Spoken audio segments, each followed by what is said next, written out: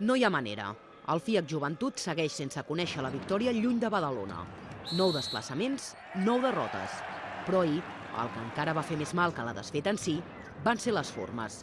Sense agressivitat ni intensitat, sense ni tan sols encert. La penya va registrar la pitjor anotació de la temporada, 54 punts, contra un equip que n'encaixa 76 de mitjana per enfrontament. El Múrcia es va agafar el factor canvi d'entrenador per trencar una ratxa de 5 derrotes consecutives.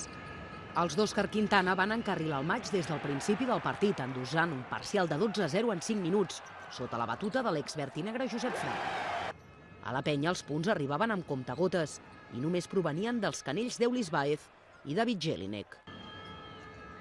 Entre tots dos van fer 31 punts, més de la meitat del total de l'equip. Just abans del descans, 5 punts consecutius de l'Alè txec deixaven la diferència per sota la barrera psicològica dels 10.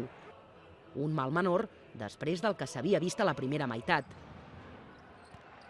Però el FIAC Joventut no va reaccionar a la represa i el Múrcia va seguir fent el seu partit. Es va entrar al darrer quart amb la penya 11 punts per sota, però els vertinegres van quedar congelats i els locals van anar augmentant la sagnia a mesura que passaven els minuts.